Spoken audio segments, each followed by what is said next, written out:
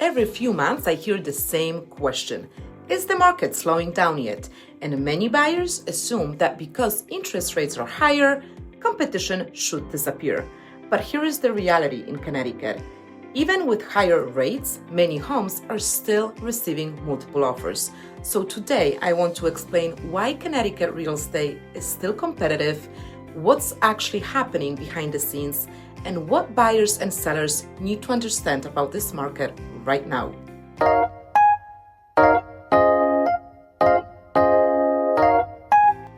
A lot of people expected the housing market to slow dramatically when mortgage rates increased. The logic seemed simple. Higher rates mean higher payments. Higher payments should mean fewer buyers, and fewer buyers should mean less competition. But in many Connecticut towns, that's not what happened, and homes are still selling very, very quickly. And in the right price ranges, especially under about $700,000, multiple offers are still very, very common. So the question becomes, why is the market still competitive in Connecticut? The answer comes down to a few key forces shaping Connecticut real estate right now.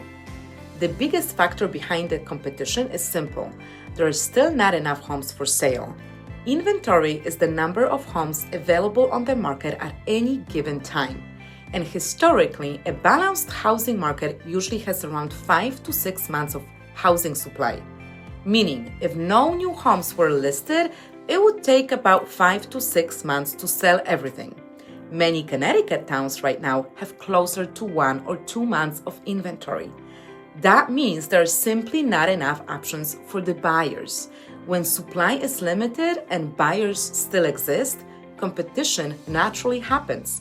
And this shortage didn't appear overnight. For years, the United States built fewer homes than the population growth required.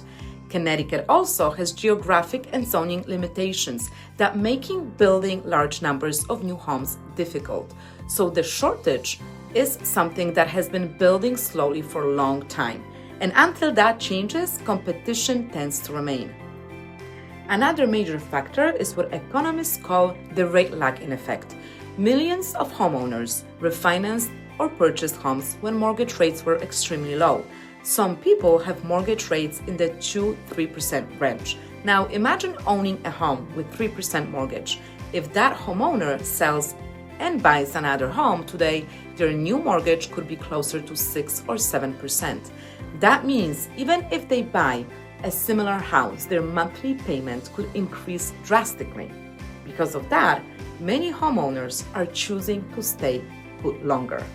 They're renovating instead of moving, they're adding into their home, or they're simply waiting for a different rate environment. The results? Fewer homes hitting the market, and when fewer homes are listed, competition increases for the ones that do. Another factor that keeps demand strong is relocation. Connecticut continues to attract buyers from New York, Boston, New Jersey, even parts of California. Many people moving here are looking for more space, suburban lifestyle, access to nature, proximity to major cities. And when relocation buyers enter the market, they often bring purchasing power from higher priced regions.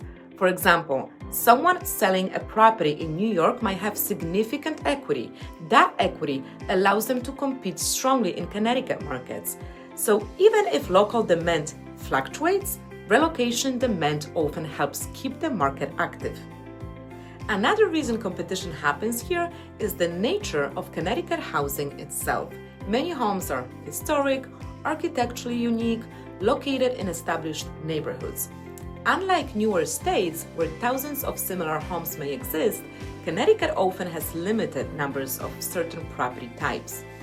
For example, a well-maintained colonial in desirable, established neighborhood might only come to market a few times a year.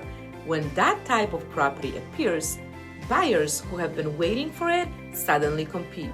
So it's not just about quantity, it's also about scarcity of desirable homes.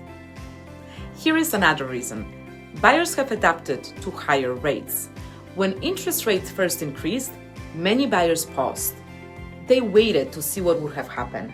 But over time, something interesting happened. Buyers adjusted their expectations. Instead of waiting indefinitely, they adapted. Some adjusted their price ranges. Some increased down payments.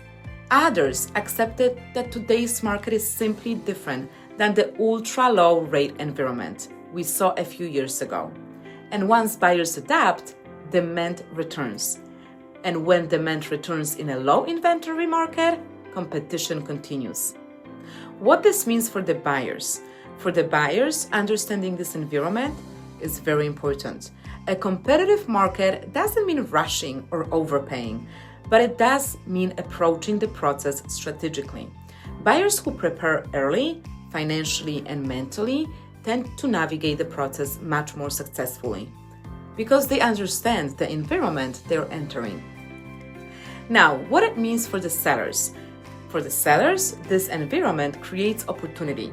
Low inventory often means strong interest, more showings, and more multiple offers.